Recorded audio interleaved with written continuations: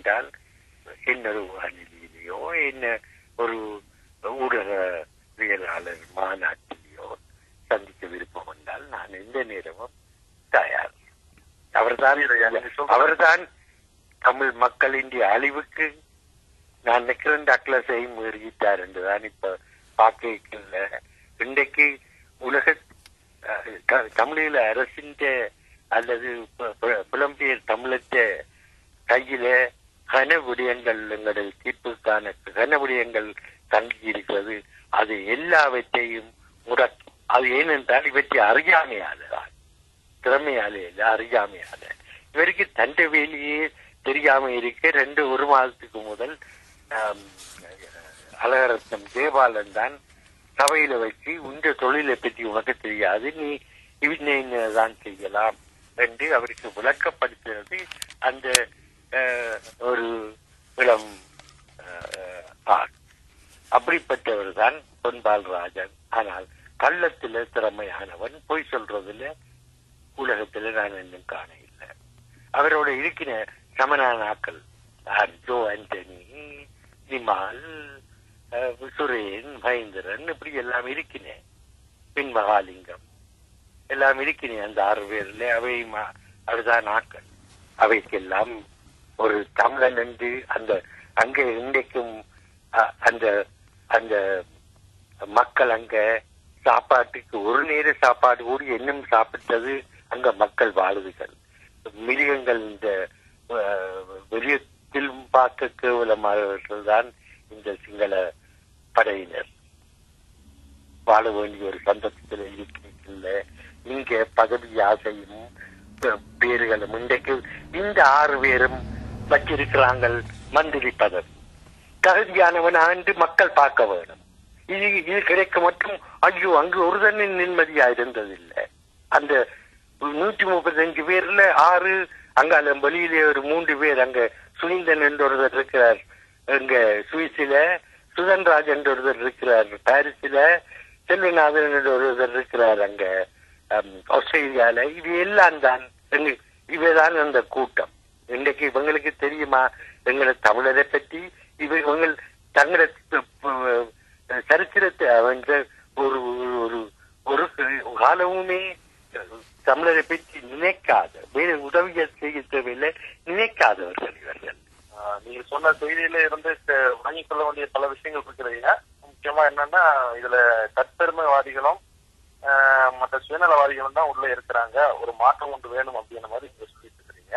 அடுத்த நம்மளோட கேள்விய, கடந்த நாடு கடந்த தமிழ் அரசு ஒரு 2.5 வருட காலம் கடந்த நிலையில் தமிழ் மக்கள் நலன் சார்ந்து இல்ல மக்களோட திட்டங்கள் சார்ந்து அரசு நகர்வுகள் ஏதாவது செய்துள்ளார்களா? அப்படி ஏதாவது செய்திருந்தா நிலவரம் இணையதள நேயர்களுக்கு அறிய தர முடியுமாங்க?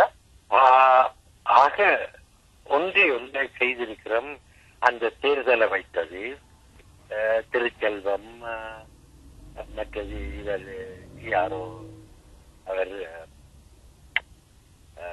அப்படி பல திறமைசாலிகள் எல்லாம் அங்க இருந்த இடத்துல இன்றைக்கு அவர்கள் இந்த முயற்சியால நடந்த தேர்தல் ஒன்று நடந்தது.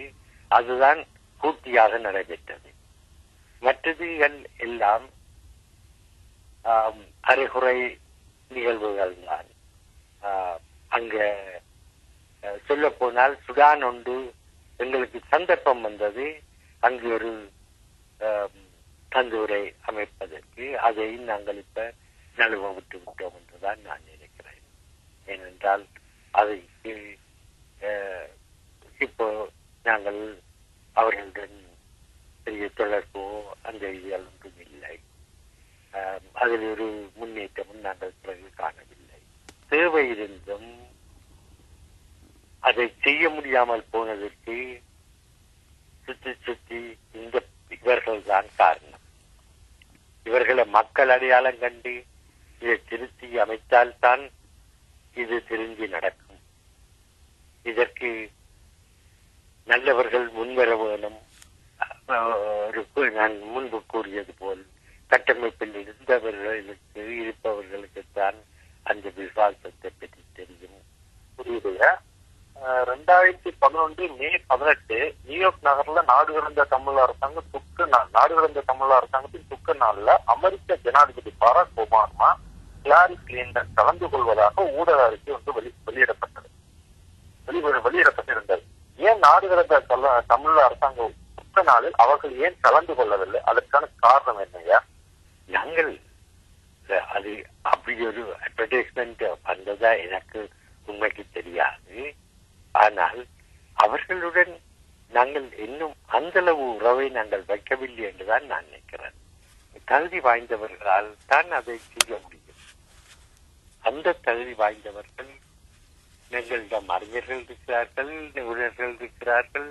ஆனால் அதை சேர்க்கக்கூடிய திறமை நம்மிடம் தமிழரிடம் இருந்தும் இந்த நாடு கடந்த அரசியல இருக்கிற முன்னுக்கு நிற்கிறவர்களால் அது முடியாததுதான் அதற்கு காரணம். புரியுதுங்க. இன்னொரு ஊடக அறிக்கையில் உருத்ரா போட்ட குண்டு மஹிந்தா ஓடி திரிகிறார் என்ற அறிக்கை வெளிவந்தது. அப்படி என்ன குண்டு போட்டார் என்று நிலவர நேர்களுக்கு அறிய தர முடியுமா? அல்லது 2.5 வருடம் கடந்த நிலையில் வழக்கம் போல் ஊடக அறிக்கை தானா? இது எப்போ விட்டது என்று எனக்கு தெரியல. அது உண்மைக்கு என்ன பொறுத்த மட்டும் மஹிந்தா ஓடித்திருக்கிறதுக்கும் அலக்கழிக்கிறதுக்கும் காரணம் எங்களோட மாவீரத்தை ஆவியே அல்லாமல் புகழொன்றுமல்ல. ஒரு காலம் நிம்மதியாக தூங்க விட மாட்டார். சரியா? கடந்த 20/10/2012 நாடு கடந்த தமிழ் அரசாங்கத்தின் அமர்வில் உள்துறை அமைச்சர் நாகலிங்கம் பாலச்சந்திரன் அவர்கள் பிரதமர் உருத்ரகுமார் மீதான கடும் குற்றச்சாட்டு, நீங்கள் வேலை ஒன்றும் செய்யாமல் அறிக்கை மட்டும் விடுகிறீர்கள் என்று குற்றச்சாட்டு பற்றி உங்கள் கருத்து என்னையா? அதுல நான் அவ்வளவுக்கு சொல்ல விரும்ப இல்லை. ஏனென்றால் ஒரு காலத்தில் ஒன்றா வேலை செய்து போட்டு ஒரு காலத்துல ஒன்றை சொல்றது சரியில்லை. நாகலிங்கம் பாலச்சந்திரன் சொன்னதுல பிழை இல்லை, அதை நான் சொல்லலாம். அவர் சரியான கருத்தை பதிவு பண்ணதா சொல்றீங்களா ஐயா? அவர் சொன்னது சரி. அந்த நிலைத்தான் நாடு கடந்த அரசு. அதற்கு காரணம் 2.5 வருஷமாக எங்களுடைய புண்ணியவான் பொன் பாலராஜன். தமிழ் மக்களை பற்றி நாங்கள் கதைப்பதே இல்லை. நாங்கள் கதைப்பது அவரை விழுத்தவனும் இவருக்கு ஒன்றும் தெரியாது, எனக்கே PhD இல்லை என்று சொல்லிட்டான். நல்லவர்களை பாராட்டுவதும் தமிழருக்கான தனிக்குணம். ஆனால் இங்கே அப்படி இல்லை. தமிழரை தூட்டுவதும் படித்தவர்கள் யார் அடிப்பதும் தான் இந்த பொன் பாலராஜன் குரூப்பின் வேலை. அப்படிப்பட்ட நிலையில எப்படி எங்களால ஒரு அரசாங்கத்தோட போய் ஒரு கதைக்கவோ அல்லது ஒன்றை செய்யவோ முடியும்? இந்த நிலையில தான் இன்றைக்கு நாடு கடந்த அரசு. சரியா? மாவீரர் நாள், போர்க்குற்ற நாள், இந்த நிகழ்வு எப்படி நடைபெற வேண்டும் என்று நீங்க நினைக்கிறீங்க? நிச்சயமாக இது தமிழீழ அரசின் வேலை அல்ல. இது தமிழீழ அரசின் வேலை எங்களுக்கு சுதந்திரம் கொடுப்பதற்கான வழிவகைகளை வகுத்து சர்வதேச ரீதியிலே அதை பரப்பி ஒரு முன்னெடுப்புகளை, ஒரு விடுதலை நோக்கிய முன்னெடுப்புகளை எடுத்து செல்வதுதான். இதை விட்டு நாங்கள் அதுக்கு போறது அவ்வளவு சரியல்ல. அதுக்கு அது சிலர் இப்பவும் சரி, இங்க ஒரு கூட்டம் வச்சிருவையாக்கு 1-2 கூட்டம் சிலர் வச்சிருக்கிற நாடு கடந்த சில இப்ப முன்னுக்கு நிற்கிறவ அவ மாவீரர் தினத்தை பற்றி, மே 15 பற்றி, இதனை பற்றித்தான் அவை என்று சிந்தனை. வேறு ஒன்று அவைக்கு செய்ய தெரியாது. எங்கே யாரும் செய்ததான் பார்த்துட்டு செய்யலாம். இன்றைக்கு ஈழத்தில அந்த கட்டுப்பாடு நடக்கிற இடத்திலே ஒரு உண்ணாவிரதம் இருந்தால் அதுதான் நாங்களும் இங்கேயும் செய்கிறோம். அவங்களை எத்தனையோ கட்டுப்பாட்டுக்கு இல்லை, ஆர்மிக்கு இல்லை, போலீஸுக்கு இல்லை, உந்தளவுக்கு இல்லாலும் அதுகள் செய்து போட்டு போவதுதான் நாங்கள் இங்க பரந்த தேசத்திலே ஒரு கட்டுப்பாடு இல்லாத இடத்துல இருந்தும் அதைத்தான் செய்கிறோம். அது மாதிரி காரணம் என்னென்றால் அதை பார்த்துத்தானே செய்கிறது. தாங்களா சிந்திச்சு செய்கிற அளவுக்கு சிந்திக்கும் திறமை இல்லாதவர்கள். அந்த ரீதியில தான் இதிலும் வருகிறார்கள். அது இவ்வளவு காலம் முன்பு நான் ஒரு அறிக்கையில, அந்த மாவீரர் அறிக்கையில போட்டோம். அப்படி நான் இப்படி 30 வருஷமா எங்களுடைய ஆயுத போராட்டத்தை தாங்கி பிடித்தவர்கள் அவைதான் வேண்டினவை. அப்படி அவங்க கஷ்டப்பட்டு செய்தவங்கள் அந்த ஒரு ஆயுத போராட்டத்தை தாங்கி பிடிக்கிறது என்றால் 30 வருஷம் சும்மா லேசல்ல. அவங்க தர்மவான்கள், விசுவாசமானவர்கள், எங்களுக்காக தங்களை அர்ப்பணித்தவர்கள். அவர்கள்தான் இந்த மாவீரரையும் தினத்தையும் 89ஆம் ஆண்டுதான் தொடங்கியது என்று நான் நினைக்கிறேன். அன்று தொடக்கம் இன்று வரைக்கும் செய்திருக்கிறார்கள். இன்றைக்கு நீங்கள் யார் கூறு போட போறீர்கள்? உங்களுக்கு என்ன அதிகாரம் இருக்குது அல்லது என்ன உரிமை இருக்குது? பார்த்து கொண்டிருந்த நீங்கள் இன்றைக்கு என்னத்துக்கு அந்தரப்படுறீர்கள்? அவங்க சரியா செய்யறாங்க, ஏதாவது பிள்ளையா செய்திருந்தால் யாரும் கேட்கறதுக்கு உரிமை உண்டு. அது நல்லா நடக்கிற ஒரு விஷயத்த மற்றவர்கள் போய் தாங்கள் அதை செய்ய முயற்சி கூறு போட செய்ய இவையால செய்ய முடியாது, இவை கூறு போட பார்க்கிறேன். இந்த நிகழ்வுகளை எடுத்து அதை சீரழிச்சு குழப்பி போட்டு பிறகு கொஞ்ச நாளையில அது போயிடுவேன். அதனுடையத்தான் நான் சொல்றேன், மக்கள் முந்தி செய்தவைய இதுவரை காலம் செய்தவைய ஒரு காலமும் நாங்கள் மறக்கக்கூடாது.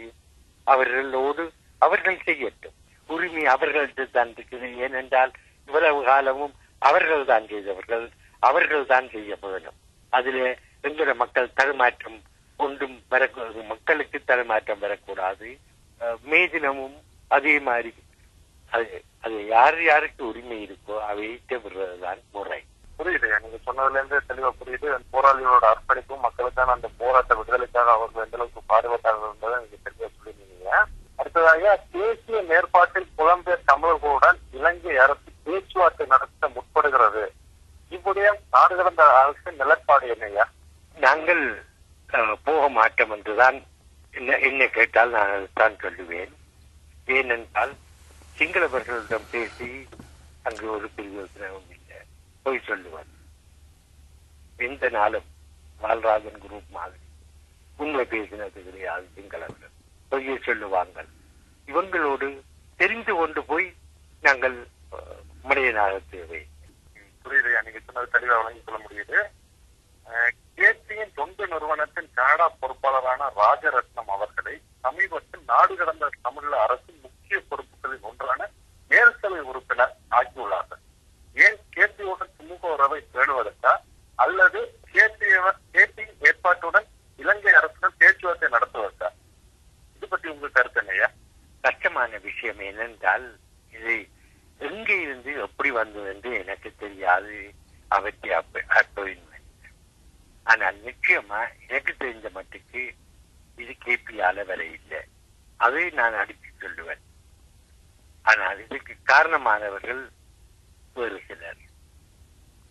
அவர்கள் இன்றைக்கும் இந்த பொன்பாலா குரூப்போட சேர்ந்து வெளியில இயங்குற ஒரு பகுதி. அவர்தான் இதற்கு காரணமானவர்கள். அவர்கள்தான் இன்றைக்கும் ஒரு விடயத்தில் ஈடுபட்டு கொண்டிருப்பதாக அறிகிறேன். அவர்கள் நாடு கடந்த அரசுக்கே உள்ளுக்கே இல்லை, ஆனால் அவர்கள் நாடு கடந்த அரசை வழிநடத்த அல்லது அதுக்கு தங்கள் அதிகாரத்தை வைத்திருக்க முயலுகிறார்கள். அவர்களால் தான் இந்த அப்பாயின்மெண்ட் கொடுக்கப்பட்டது. பெரிய நிலவர நேர்களுக்காக கருத்துக்களை பதிவு செய்த நாடு கடந்த தமிழ் அரசின் உதவி பிரதமரும் கலாநிதி டாக்டர் ராம் சிவலிங்கம் அவர்களுக்கு நன்றி. மிக்க நன்றி. என்னை இந்த நேரத்தில் நீங்கள் அழைத்து